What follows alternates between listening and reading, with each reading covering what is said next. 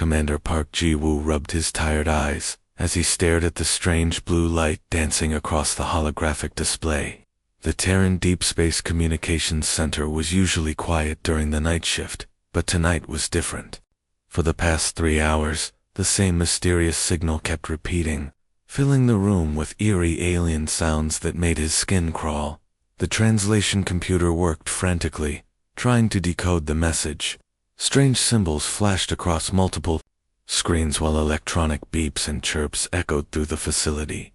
Ji-woo had been monitoring deep space communications for 7 years, but he had never seen anything like this before. "Sir, I think I've got something," Technician Lee Mina called out from her workstation across the room. Her voice carried excitement mixed with concern. She was one of the best linguists in the facility, specialized in alien communication protocols. Mina's fingers danced across her keyboard as she fine-tuned the translation algorithms. "The signal is definitely coming from the Zalani territories. But here's the strange part. They're asking for humans, specifically. Not the Galactic Council, not the Trade Federation, but us." Ji-woo walked over to her station, his boots clicking against the metal floor. The Zalani were famous throughout the galaxy for being incredibly peaceful. They spent their time growing beautiful crystal gardens and having long philosophical discussions about the meaning of life. They had never been involved in any conflicts or wars. Seeing a distress signal from them was like watching a gentle butterfly suddenly cry for help.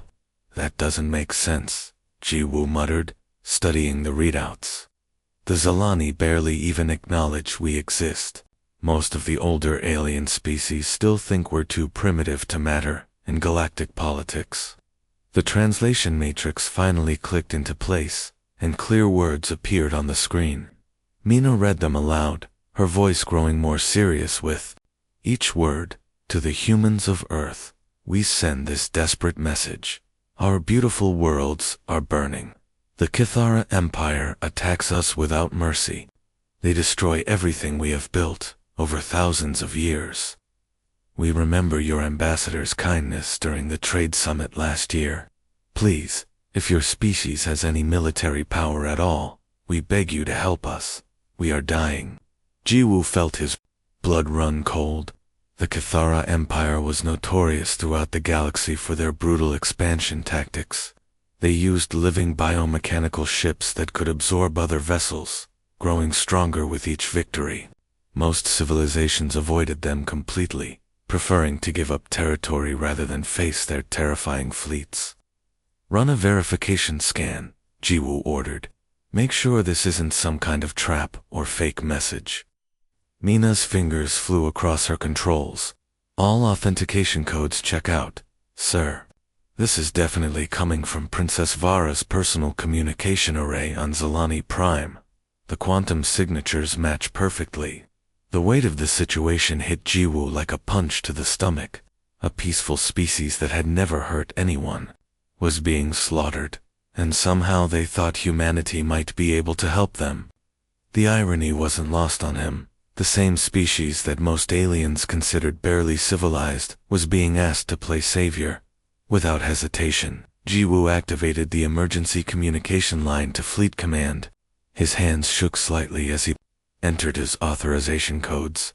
This was way above his pay grade, but he knew he couldn't delay. Every second wasted meant more Zalani lives lost. "Priority Alpha message to Admiral Choi Sunho," he spoke into the secure channel. "We have a confirmed distress signal from the Zalani Confederation. They're under attack by the Kithara Empire, and specifically requesting human military assistance." As he waited for the connection to establish, Ji-woo wondered if humanity was really ready for this kind of responsibility. Were they strong enough to face something as dangerous as the Kithara? And more importantly, would they even try? The massive chamber of the Galactic Council stretched out like a golden amphitheater, filled with representatives from dozens of alien species. Floating platforms held delegates from water worlds, while crystalline beings from silicon-based planets sparkled under the artificial lights. The air hummed with translation devices working overtime, converting thousands of different languages into something resembling order Ambassador Kim Doyen sat in the small human section, watching the endless debate with growing frustration. His dark suit looked plain compared to the elaborate robes and exotic appearances of the other delegates. For 3 hours, they had been discussing the Zalani crisis, and yet no one seemed willing to actually do anything about it. The Altarian representative, a tall blue-skinned being with 4 arms, gestured dramatically as he spoke. His voice carried the arrogant tone of someone who had lived for centuries and believed wisdom came automatically with age. "The Zalani situation is indeed tragic," he said, his words dripping with false sympathy. "However, we must approach this delicately. Perhaps we could impose economic sanctions on the Cathara Empire, or maybe arrange for diplomatic talks." Murmurs of agreement rippled through the chamber. The Vorthok delegate, an ancient creature that looked like a walking tree with glowing eyes, nodded slowly. "Yes, patience is key. We have dealt with the Cathara before. They can be reasoned with if approached correctly." Doyan felt his anger building. While these creatures debated and discussed, real people were dying. The Zalani weren't just statistics or political problems. They were living beings with families, dreams, and hopes. He had met Princess Vara during the trade summit, had seen the genuine kindness in her crystalline features. Unable to contain himself any longer, Doyan shot to his feet. His chair scraped against the floor, creating a sharp sound that cut through the diplomatic chatter. "Humanity requests immediate military intervention," he declared, his voice carrying clearly through his translation device. The effect was instant and dramatic.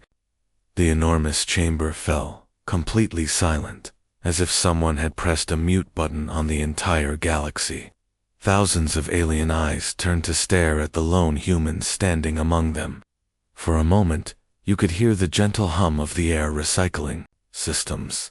Then the laughter started. It began as quiet chuckling from the Altarian section, then spread like wildfire through the chamber. The sound was not cruel exactly, but it was deeply condescending, the kind of laughter adults might make when a small child suggests they could drive a starship. "Military intervention." The ancient Vorthok delegate's voice crackled through his translator, each word dripping with disbelief. "Oh dear humans, how refreshingly naive you are. Please, leave matters of warfare to species who actually understand such things. Your people have been traveling between stars for what, 200 years? We have been fighting wars since before your son was born." Other delegates nodded in agreement, their various forms of communication creating a symphony of dismissal. The representatives from the crystal hegemony made tinkling sounds that their translators converted to polite but firm disagreement. The gas-based lifeforms from the Nebula Collective pulsed with colors that clearly meant absolutely not. Doyan felt his jaw muscles tighten, but he forced himself to remain calm and diplomatic. Getting angry would only prove their point about humans being primitive and emotional. "The Zalani specifically requested our assistance," he said, trying to keep his voice steady. "They sent their distress signal directly to Earth, asking for human help." This statement caused another wave of amused reactions throughout the chamber. The Altarian representative actually wiped tears from his large, dark eyes. "How utterly charming," he said between chuckles. "The primitives, calling to their fellow primitives. Perhaps next, the domestic animals will form their own military alliance." The insults stung, but Doyan knew something these arrogant aliens didn't. They had no idea what humanity had been building in secret. The Titan shipyards floated in the cold darkness beyond Neptune, hidden from prying alien eyes by advanced stealth technology. What appeared to be empty space on long-range scanners was actually humanity's greatest secret, a massive military construction facility that had been operating in complete silence for over 50 years. Admiral Choi Sunho stood in the command center, surrounded by holographic displays showing information that would send shockwaves throughout the galaxy, while alien species spent their time arguing in council chambers and negotiating trade deals. Humanity had been busy preparing for war. The reports floating before him told a story that no other species would believe. Earth's military had 8,000 fully operational warships. Not the small patrol boats or merchant vessels that other species knew about, but genuine military destroyers, cruisers, and massive dreadnoughts capable of reducing entire planets to ash. Each ship was equipped with weapons systems that combined the best technology from dozens of different alien civilizations. Admiral, Captain Jung Murray, called as she entered the command center. Her uniform was crisp, and her expression serious. She had been overseeing the final preparations for months, waiting for this moment. All battle groups report full readiness status. The new kinetic bombardment systems passed their final tests yesterday. Sun Ho nodded slowly, his weathered face showing the weight of command. He had been planning for this day ever since humanity first encountered hostile alien species. While diplomats smiled and signed trade agreements, military engineers had been secretly studying every piece of alien technology they could get their hands on. The results were impressive and terrifying. Human ships now used Altarian energy shields, Vorthok plasma cannons, and crystalline navigation systems. But humanity had added their own deadly innovations, weapons. Designed with the brutal efficiency that only a species raised on warfare could create. Nuclear missiles that could punch through any known defensive system. Railguns that could fire projectiles at near light speed. And the crown jewel kinetic bombardment satellites that could drop tungsten rods from orbit with the force of nuclear weapons. The galaxy thinks we're primitive, Sun Ho said quietly, studying the tactical readouts. They see our short history in space and assume we're weak. They have no idea that we've been fighting wars for thousands of years before we ever left Earth. Murray approached the central hologram, which showed the current position of all human fleets. Sir, the alien species have been spacefaring for millennia, but they've grown soft. Most of them haven't fought a real war in centuries. They solve everything through committees and negotiations. That's their weakness, Sun Ho replied. They've forgotten that sometimes talking isn't enough. Sometimes you have to fight. The Admiral pulled up the latest intelligence reports from Zilani space. The images were horrifying. Beautiful crystal cities, reduced to rubble, graceful spires, melted into slag by Cathara bioweapons. Peaceful beings who had never hurt anyone were being slaughtered, while the Galactic Council debated economic sanctions. The Cathara Empire thinks they're unstoppable, Sun Ho continued. Their biomechanical ships adapt to any threat, growing stronger with each victory. They've never faced an enemy that fights the way humans do. Moray's expression hardened. She had studied the Cathara tactics extensively. Their living ships were indeed formidable, able to analyze and counter most conventional military strategies. But human warfare wasn't conventional. It was chaotic, unpredictable, and brutally effective.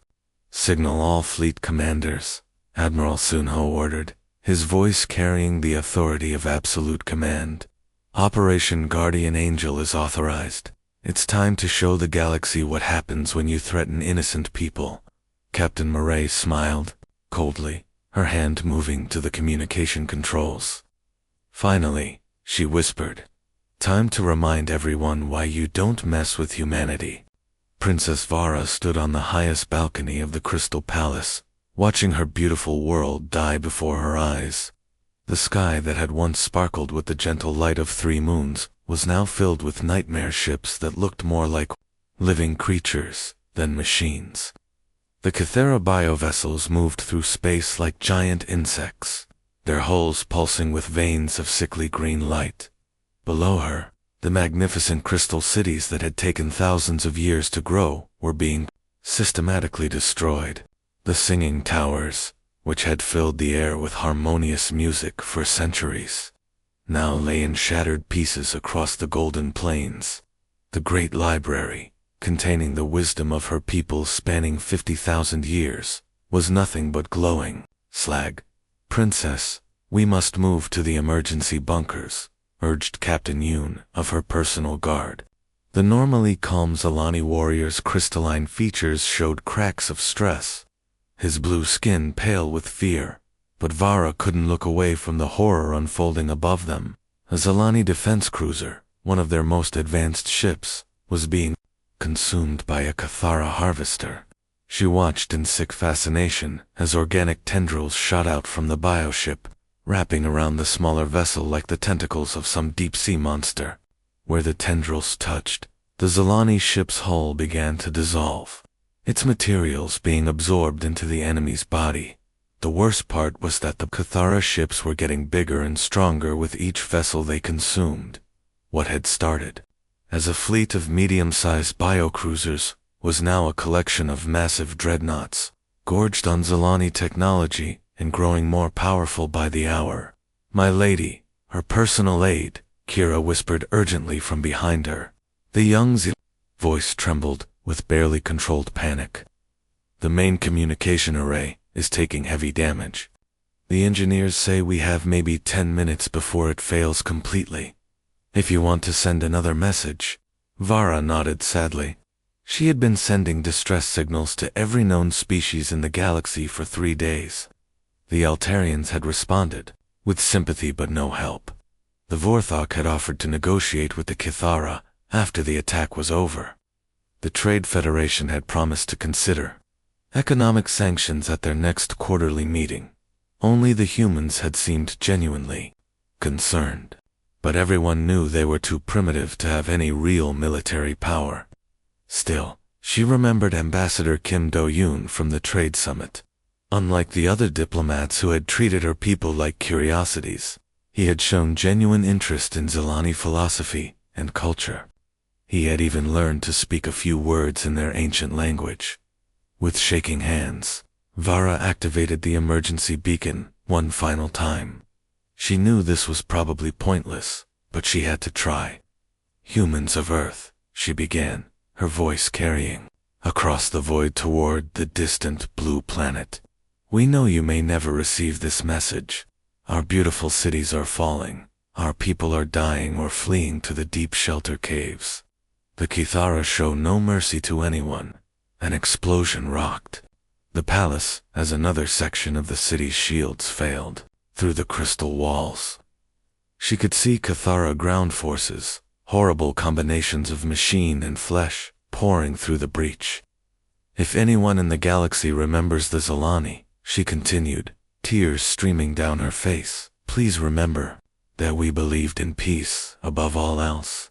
We never hurt anyone, never conquered other worlds, never raised weapons against our neighbors, and now that belief is dying with us." The biomechanical tendrils of a massive Cathara harvester ship suddenly punched through the palace walls like spears. The organic metal writhed and pulsed, searching for new technology to consume. Vara closed her eyes and whispered one final prayer, hoping that somewhere in the vast galaxy, someone with the power to help had heard her plea. The darkness behind Earth's moon suddenly blazed with thousands of lights as humanity's greatest secret revealed itself. What had been empty space moments before was now filled with the most impressive military fleet the galaxy had ever seen, though no alien eyes were there to witness it. 8,000 warships hung in perfect formation, their hulls gleaming under the distant light of Sol. The fleet was a sight that would have terrified every species in the Galactic Council. Sleek destroyers darted between massive aircraft carriers, like schools of metallic fish. Cruisers bristled with weapon systems that combined the best of human engineering with alien technology. And towering above them all were the legendary Titan-class dreadnoughts, ships so large they could carry entire armies, so powerful they could crack planets. Admiral Choi Sun-ho stood on the bridge of his flagship, the Soul's Fury, watching the final preparations with calm satisfaction. The massive dreadnought was his pride and joy, equipped with enough firepower to level a small moon. Through the bridge's massive viewports, he could see the organized chaos of a fleet preparing for war. Fighter squadrons performed final system checks, while supply ships made last-minute deliveries of ammunition and supplies. Engineering crews crawled over the hulls of every vessel, ensuring that weapon systems were at peak efficiency. Medical ships took their positions, ready to treat casualties from what promised to be the bloodiest battle in human history.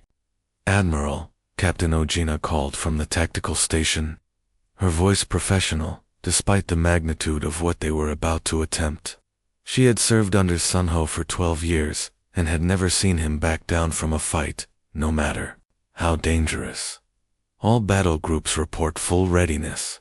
Hyperspace jump coordinates are locked onto Zalani Prime." Sunho nodded, studying the tactical display that showed the position of every ship in his armada. Each vessel had been built in secret, their crews trained for years in preparation for this moment. While the galaxy had dismissed humanity as primitive newcomers, Earth's military had been preparing for the day when they would need to prove themselves. "Engineering reports all jump drives are synchronized," added Lieutenant Park from the navigation station. "Will arrive in Zalani space simultaneously across a front spanning 3 light minutes." The Admiral opened the communication channel to the entire fleet, his voice carried to every ship, every crew member, every person who had volunteered to risk their lives for strangers they had never met. "Today, we make our first major appearance on the galactic stage," he began, his words echoing through thousands of corridors and command centers. "The galaxy thinks we're weak because we're young. They believe we lack the experience and wisdom to handle serious threats. They're about to learn how wrong they are." Captain Gina initiated the final countdown sequence. "All ships report hyperspace drives charging. Jump commencing in 30 seconds. Remember," Sunho continued, "we're not fighting for territory or resources. We're not fighting to prove a point to the Galactic Council. We're fighting because innocent people called for help, and when someone calls for help, humans answer." The energy readings on every console began climbing toward critical levels. "Jump in 10 seconds, Gina announced. Sunho gripped the railing of the command deck. "Signal the fleet. Today we show the galaxy what happens when humanity answers a call for help. All ships, jump in 3.2.1. The space around Luna erupted in brilliant flashes of light as 8,000 warships simultaneously activated their hyperspace drives. In an instant, humanity's armada vanished from the solar system, racing across the galaxy toward a war that everyone thought was impossible. Space around Zalani Prime suddenly exploded with light as 8,000 human warships dropped out of hyperspace in perfect formation. The effect was like watching a thunderstorm appear from nowhere. One moment there was empty darkness. The next moment the void was filled with sleek metal predators bristling with weapons. The Kithara biofleet, which had been lazily feeding on the remains of Zalani defense platforms, immediately turned toward these unexpected visitors. Their organic ships pulsed with sickly green veins as they analyzed the newcomers. These vessels looked different from anything in their vast genetic memory, crude but dangerous. Like wild animals compared to the refined elegance of other galactic species. The largest Kithara harvester, a nightmare creature the size of a small moon, opened a communication channel. Its voice was a wet, hissing sound that seemed to crawl through the radio waves like something alive. "Unknown vessels, you have entered Kithara, feeding grounds without permission. These worlds and all technology within them belong to us now. Submit to absorption, or be consumed by force." Commander Yoon Jihei stood on the bridge of his destroyer, the Busan Lightning, studying the enemy formation through tactical displays. The Kithara ships were massive and intimidating, their hulls covered in what looked like living armor that constantly shifted and adapted. He had read every classified report about these creatures, studied their tactics, and prepared his crews for this moment. Without hesitation, Jihei activated his ship's communication system and broadcast his response across all frequencies. His voice was calm, professional, and absolutely final. Negative. The single word seemed to hang in space for a moment, before all hell broke loose. Human fighter squadrons exploded from carrier bays like swarms of angry metal wasps. Hundreds of small, fast ships dove toward the biovessels, while larger destroyers and cruisers opened fire with everything they had. The darkness lit up with missile trails, laser beams, and the brilliant flashes of nuclear warheads detonating against alien hulls. The Cathara had never seen anything like it. Most galactic species fought with careful precision, using established tactics that had been refined over thousands of years. But humans fought like they were insane, chaotic, unpredictable, and absolutely ruthless in their efficiency. Biomechanical ships that had devoured entire alien fleets found themselves under attack from directions they couldn't anticipate. Just when their organic computers adapted to one type of human weapon, the humans would switch to something completely different. Railguns gave way to plasma cannons, which were replaced by kinetic missiles, which were followed by boarding parties armed with nuclear charges. The first Cathara harvester to die was a medium-sized vessel that had grown fat on absorbed Zolani technology. It tried to wrap its feeding tendrils around a human cruiser, expecting to dissolve and consume the smaller ship. Instead, the cruiser's captain detonated a nuclear mine hidden in the ship's hull. The explosion tore through the bioship's organic armor like tissue paper. Its death scream echoed across subspace frequencies, a sound of pure agony that made even hardened human veterans wince. Green blood and chunks of living metal scattered through space as the creature's massive body convulsed and went still. For the first time in their species' history, the Cathara felt something they had never experienced before: fear. These humans weren't just fighting back, they were winning. Deep within the largest Cathara bioship, the hive mind primary struggled to understand what was happening to its perfect war machine. For thousands of years, the Cathara had been the ultimate predators of the galaxy. Their living ships could adapt to any threat, learn from every battle, and grow stronger with each victory. No species had ever successfully resisted them for more than a few hours. But these humans were different, terrifyingly different. The primary's consciousness was connected to every Cathara vessel in the fleet, feeling their pain and confusion as if it were its own, through 1,000 organic sensors. It watched its mighty harvesters being torn apart by enemies that shouldn't have been able to scratch their adaptive armor. Adaptation protocols are failing catastrophically, reported the commander of Harvester Unit 7, its mental voice filled with panic. Every time our bioarmor adjusts to their weapons, they switch to something completely new. They use nuclear missiles, then switch to kinetic bombardment, then deploy some kind of plasma weapon we've never seen before. The primary tried to make sense of the tactical data flooding through the hive network. Most galactic species had predictable fighting patterns that could be analyzed and countered. The Altarians always used energy weapons in specific formations. The Vorthok relied on heavy shields and slow, powerful attacks. Every civilization had developed their military doctrine over thousands of years, creating strategies that were efficient but predictable. Humans didn't seem to have any doctrine at all. They fought like wild animals, using whatever worked without caring about military theory or established tactics. One human ship would attack with missiles, while another used ramming speed. Some captains deployed fighters in perfect formation, while others sent their pilots on suicide runs directly into Cathara weak points. "Sir," another bioship commander transmitted, "Human Destroyer Group Delta just performed a maneuver that violates basic physics.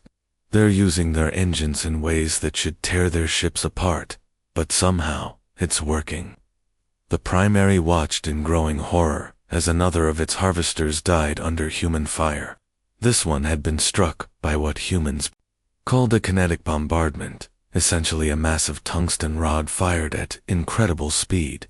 The bioship's adaptive armor had tried to harden against the impact, but the sheer kinetic energy had punched straight through its defenses, like they were made of paper.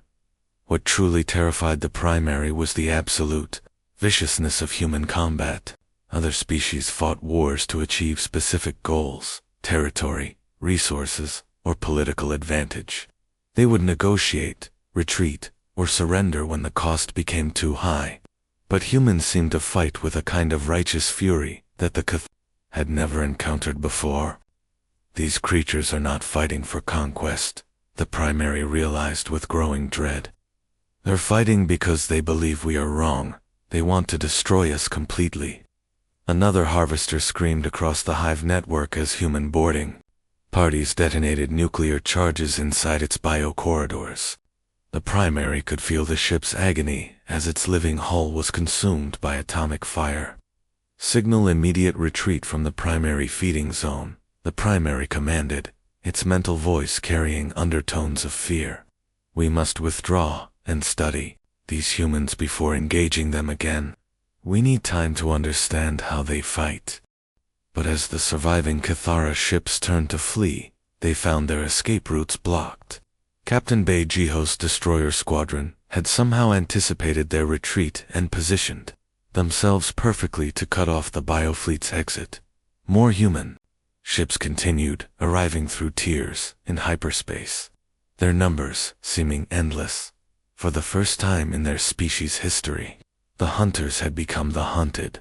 Princess Vara stepped out of the underground shelter for the first time in 5 days, blinking in the sunlight as her eyes adjusted to the surface world.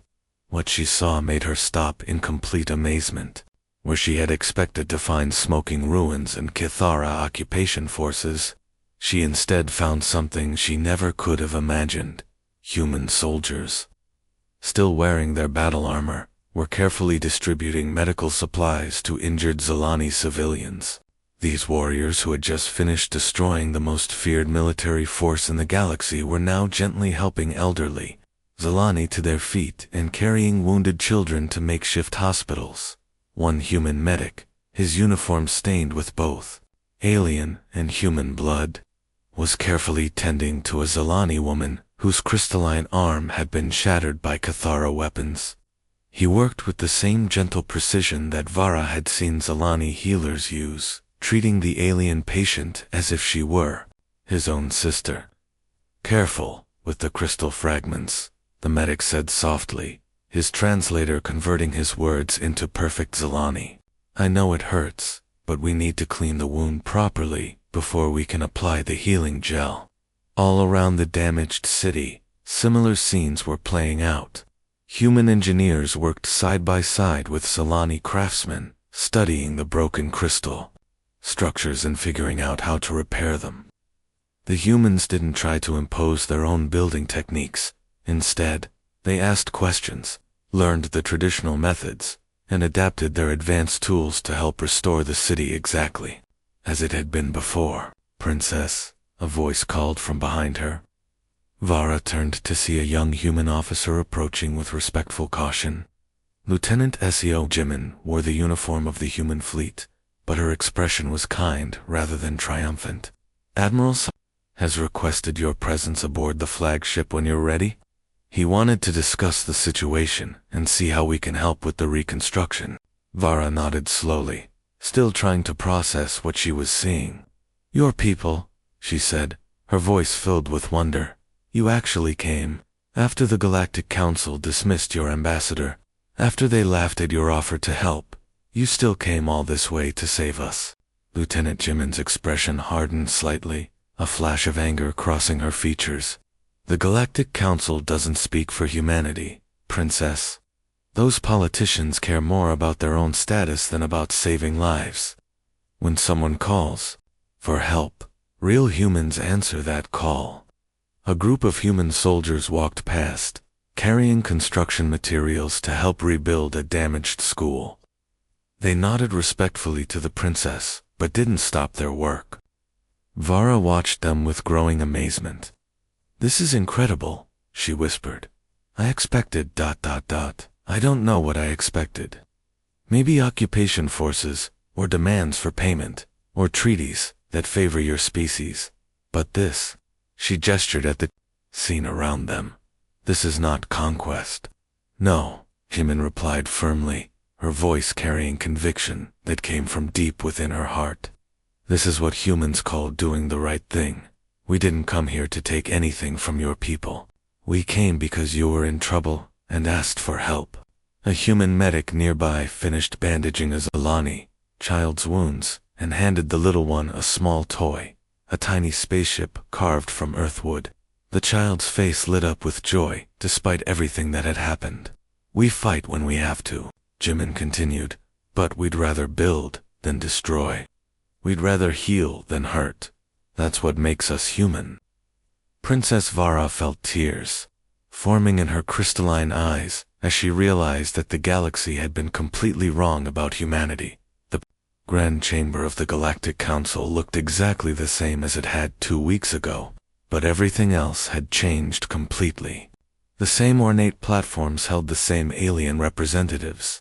The same translation devices hummed in the background, and the same golden walls reflected light from distant stars. But the atmosphere was entirely different. Gone was the casual arrogance that had filled the room during the last emergency session.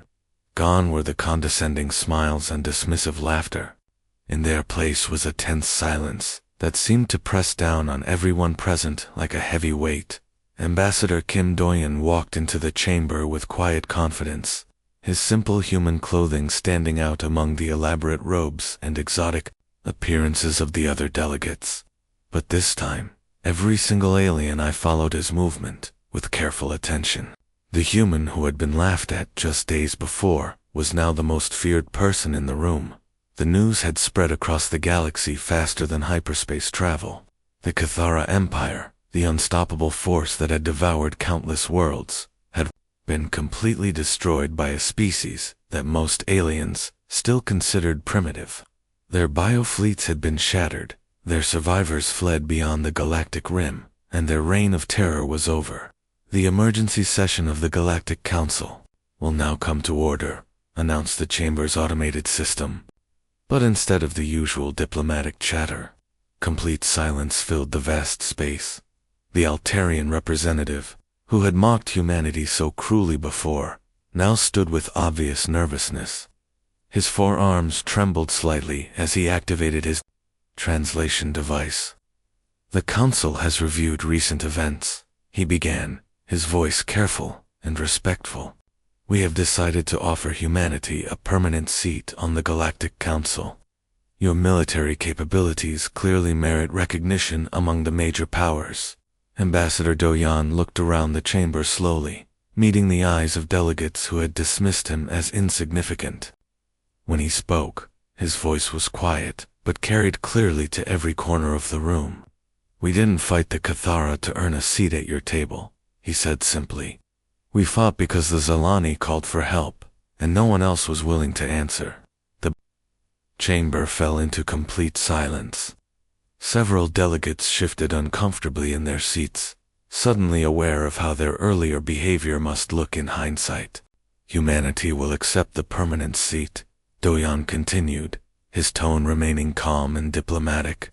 "But I want everyone in this chamber to understand something very important about my species. We will not sit here and debate while innocent people die. We will not form committees to study problems that require immediate action." The ancient Vorthok delegate, who had called humans naive, now listened with obvious concern. "If someone calls for help, we answer," Doyan stated firmly. "If someone is being hurt, we stop it. If someone needs protection, we provide it. That's not primitive thinking. That's who we are as a species." Across the galaxy, the news of humanity's actions was causing a complete shift in interstellar politics. Species that had dismissed Earth as an insignificant backwater world were now scrambling to establish better diplomatic relations. Trade routes were being rerouted to pass through human space. Military strategists were frantically trying to understand how such a young civilization had developed such devastating military power. But the most important change wasn't military or political, it was moral. For the first time in thousands of years, the galaxy had a major power that fought not for conquest or profit, but for principles. The humans weren't just another member of galactic civilization. They were something far more dangerous to the established order, a species that actually meant what they said about protecting the innocent.